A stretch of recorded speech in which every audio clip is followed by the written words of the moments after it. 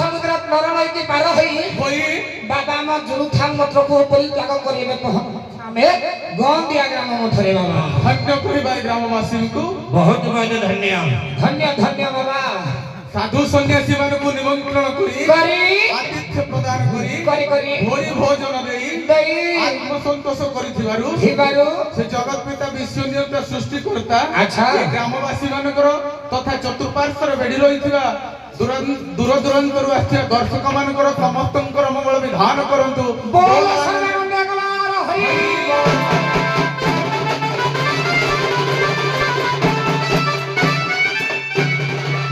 ଆଚ୍ଛା ବାବା ମନର ଭ୍ରାନ୍ତି ଆଉ ପଥ ଭ୍ରାନ୍ତି ପାଇଁ ଗୋଟିଏ ପଦ ଢଗ ହବ ବାବା ନାହିଁ କରୁଛନ୍ତି ଗାଇବା ସାର୍ ହଉ ପଦେ ପଦେ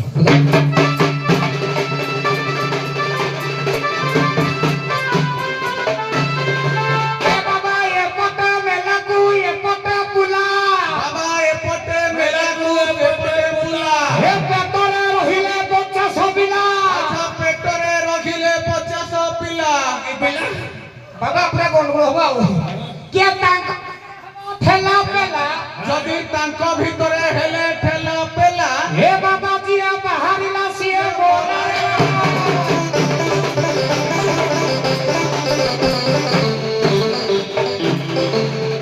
बाबा आज्ञा ए न्यावटा हमको दरकार न्याव हां कौन ए न्यावटा ये होती आज्ञा हम गुरु सर को कहि देबे आज्ञा देखंतु एटा होची हमर समस्तक घरे आवश्यक ताकू गुटिए ढग माध्यम रे परिवेशन करा हैची आपण मान सबुदिने प्रत्येक दिन व्यवहार्य दियाथिले एपटे खुलले मेला एपटे खुलले मेला एपटे मेला को एपटे खुला पेट्रा रहिला 50 बाबा लिखा हैची 50 स्टिक हां से बाहरले जिए बाहरला ताकू काम सरले से बोलला बाबा ताको भितरे गंडगोल हबो ताको भितरे गंडगोल हबो तुई जा से हबो तुई जा नाही नाही नाही जिए बाहरला तो से बोलला फुडी बाबा बिया से काठी मारिया से सला आइ आइ बाबा गुरु तुम्हारा और पदे गुरु है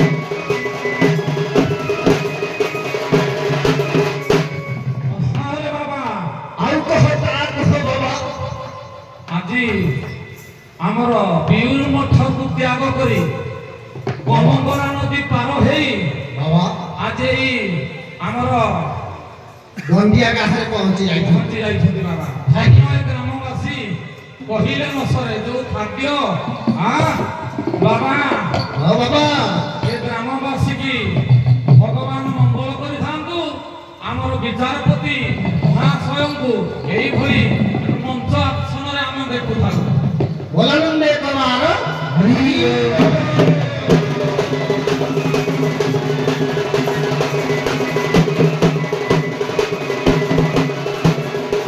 ହେ ବାବା ଆଚ୍ଛା ବାବା କିଛି ମନ ବୁଝିବାକୁ ହେଲେ ଖୁସି କରିବାକୁ ହେଲେ ହଁ ବାବା ବାବାଙ୍କର ରାଗ ହେଲା ଢେଗ ଢଗାଣିଆ ଢଗାଣିଆ ପଦେ ହବ ନା କହିଲା ଏ ବାପ ପୁରେଇଲା ପୁଅ ପୁରେଇଲା ଏ ବାପ ପୁରେଇଲା ପୁଅ ପୁରେଇଲା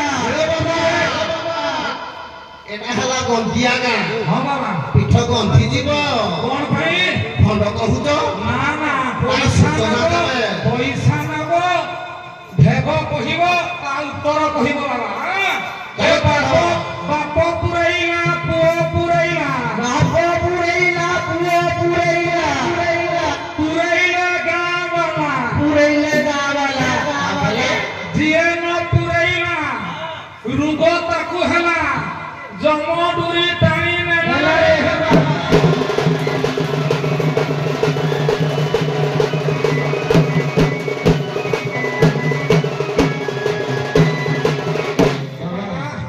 ଟିକେ ପୂର୍ବରୁ ଆଜ୍ଞା ତାଙ୍କ ନାଁଟା ଆମେ ବୁଝିଲୁ ଆଜ୍ଞା ଖାଲି ବାଗେରେ ବୁଝେଇଦେଲେ ପେଟରେ 50ଟା ପିଲା। ଆଜ୍ଞା ତମେ କୋଉଠି କଣ ପୁରଉଛ ଟିକେ କହିଲ? ଆଜ୍ଞା ଦେଖନ୍ତୁ ହଁ ବାପ ପୁରେଇଲା ସକାଳୁ ଆଜ୍ଞା ବ୍ରଶ ହଉ ଦାନ୍ତ କାଠି ହଉ ହଁ। ବାପ ପୁରେଇଲା ପୁଅ ପୁରେଇଲା ଝିଅ ବି ପୁରେଇଲା ହଁ। ଗାଁ ସାରା ବି ପୁରେଇଲେ ଆଜ୍ଞା ଯିଏ ବ୍ରଶ ନ କରୁଛି ହଁ। ତା ପାଟି ବନ୍ଧୁଛି ନାନାଦି ରୋଗ ହଉଛି ଜୀବାଣୁ ଯାଉଛନ୍ତି ଆଜ୍ଞା ନାନାଦି ରୋଗ ହୋଇ ଲାଷ୍ଟରେ କଟକ ନହେଲେ ଭଲ କର ବୋଲି ଦୁର୍ଗା ମଠ ଟିକେ ଯାଉଛନ୍ତି ଯେ ଶୁଣ ବାବା ଆମ ଭାଷାରେ ଆମେ ବ୍ରଶ କଲୁ ମାନେ ମୁଖ ପ୍ରକ୍ଷାଳନ କଲୁ କିନ୍ତୁ ତମ ସାଧୁ ଭାଷାଟା ବଢିଆ କହ ଖାଲି ପୁରେଇଲ ଭାଷାଟା ଏଇଟା ଶିଖେଇଲ ଆମକୁ ଆଜ୍ଞା। ପ୍ରଦେଶ ଗୀତ ଆଜ୍ଞା ଗୁରୁ ହେ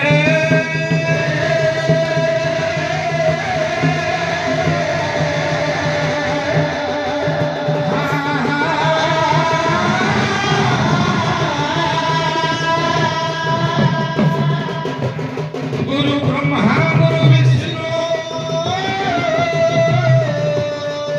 देव महेश्वर गुरु साक्षात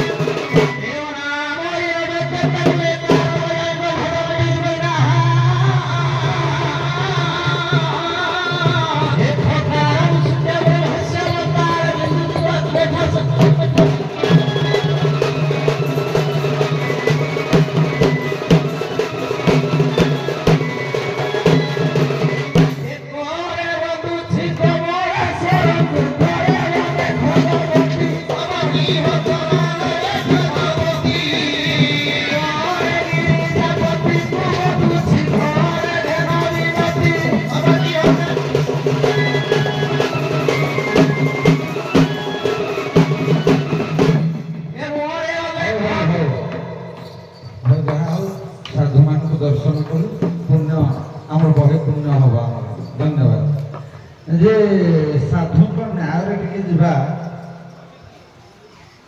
ଆମର ସାଧୁ ମାନେ ଯୋଗ ଜନ୍ମା ପୁଅ ଟିକେ ତଣ୍ଟି ବସି ଆସିଲାଣି ଟିକେ ଦେବ ସାମନେ ସାଧୁ ମାନେ ଯୋଗ ଜନ୍ମା ସେମାନେ ସମସ୍ତ ତଥ୍ୟ ଜାଣନ୍ତି ତ ମୁଁ ଗୋଟେ କଥା କହିବି ଆମେ ଆମର ଯୋଉ ଆତ୍ମାଟି ଅଛି ଆପଣ ଯୋଗ ସାଧନ କରି ଜାଣିପାରୁଥିବେ ଆତ୍ମା ହେଉଛି ଅକ୍ଷେତ୍ର ମଦା ହେବ ମକଳେ ଦଶସ୍ୟ ଏବଛ ନୈନମ ଛିନ୍ଦନ୍ତି ଶସ୍ତ୍ରାଣୀ ନୈନମ ଦହତି ପାବତ ଆତ୍ମା ଜଳରେ ବୁଡ଼େନି ନିଆଁରେ ପଡ଼େନି ତାର ମରଣ ନାହିଁ ଏ ଜୀବଟା ସିନା ଚାଲିଯାଏ, ସ୍ଥୂଳ ଶରୀର ଚାଲିଯାଏ, କିନ୍ତୁ ଆତ୍ମା ଆଉ ଗୋଟେ ଜାଗାରେ ସ୍ଥାନ ପାଏ।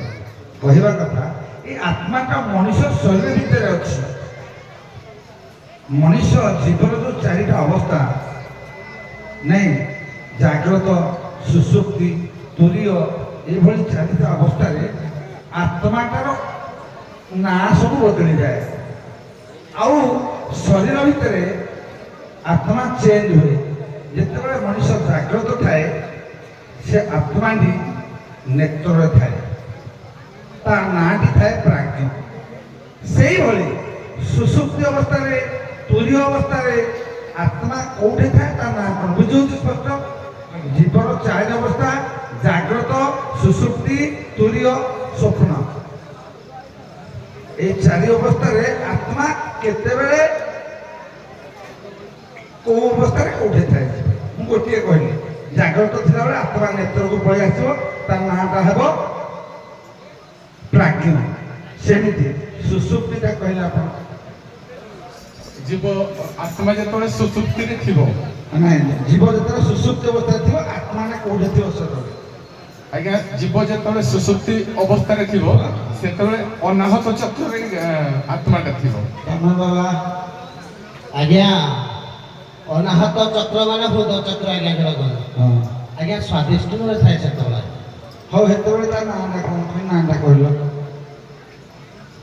ଯେତେବେଳେ ଅନାହତ ଚକ୍ରରେ ଥାଏ, ଆଜ୍ଞା, ସେତେବେଳେ ତାଙ୍କର ନାଁ ହେଲା ଦିବ୍ୟ। ଭାଇ ଆମ ଗାଁକୁ ତମେ ଆଇଲ ଯେ ପ୍ରକୃତ ବାବା କି କ'ଣ କାହିଁକି ମୁଁ ବୁଝିପାରୁନି। ହଉ ଦେଖି ଛୋଟିଆ କଥାରେ କହିବା, ଏଇଟା କହିଦେବ ମାନେ ଠିକ ବାବା। ଆମେ ସାକଲ୍ୟ ପ୍ରସ୍ତୁତ କରେ ଯଜ୍ଞରେ ସାକଲ୍ୟ। ଏ ସାକଲ୍ୟ ପ୍ରସ୍ତୁତିଟା କେମିତି କର? କ'ଣ କ'ଣ ମିଶ, କେମିତି କୋଉ ଢଙ୍ଗରେ ଟିକେ କହିଲ, କୁହ। ସାକଲ୍ୟଟା କେଉଁ ଦ୍ରବ୍ୟକୁ ନେଇକି ପ୍ରସ୍ତୁତ କେମିତି ପ୍ରସ୍ତୁତ ହୁଏ ସାକଲ୍ୟ? ସାର୍ କିଛି ବୃକ୍ଷର ଆମର ତୁମେ ବାବା ସାକଲ୍ୟ ଆଜ୍ଞା ସାକଲ୍ୟ କହିଲେ ଆଜ୍ଞା ଯୋଉଟା ଆମର ସକାଳୁ ସକାଳୁ ବାବା ମାନେ ଗ୍ରହଣ କରନ୍ତି, ଚୁଡ଼ା, ଦହି। ନାହିଁ ରେ ବାବା। ସାର୍ ସାକଲ୍ୟ ହେଉଛି ଦେବତା ମାନଙ୍କର ପ୍ରଧାନ ଖାଦ୍ୟ, ଯୋଉଟାକି ଯଜ୍ଞ ଆହୁତିରେ ସାର୍ ସାକଲ୍ୟ ଦିଆଯାଏ। ହଁ, ଥରେ ଥରେ କହିଲେ ଆଉ ଯେତେ ନାହିଁ, ମୁଁ କହିଦଉଛି ସାକଲ୍ୟ। ଯେତିକି ଯବ ତାର ଅଧା ତିଳ, ଯେତିକି ତିଳ ତାର ଅଧା ଚାଉଳ, ଯେତିକି ଚାଉଳ ତାର ଅଧା ମିଠା ବା ଗୁଡ଼। ତେମେ ବାବାଜୀ ମାନେ ଆମକୁ ଠକିବା ପାଇଁ ଆଇଛ। ଏ ଜୋରନ୍ଦାରୁ ବୋଧେ ଆଇନ, ଆଉ କୋଉଠୁ ଆଇଛ? ତମେ ଯାଅ, ଆର ବର୍ଷକୁ ଆଇଛ। ଏ ବର୍ଷ ତମ କଥା ଦେଉନି, ତମ ଫଳ ଭୁଲରେ ଆମେ ପଇସା ପତ୍ର ଦେଇ ତମକୁ ରଖେଇ ଦଉଛ ଫଳ ଫଳ। ଯାଅ, ଧନ୍ୟବାଦ। ଗୋପୀ ଆସିବେ, ଆପଣଙ୍କର ଗୋପୀ ଆସିବେ ବୀରୁ। ବୀରର ଗୋପୀ ଆସିବେ ବୋଧେ, ବାବାଜୀ ଆସିଲେ ନା। ବୀର ଗୋପୀ ମାନଙ୍କୁ ସତର୍କ ସୂଚନା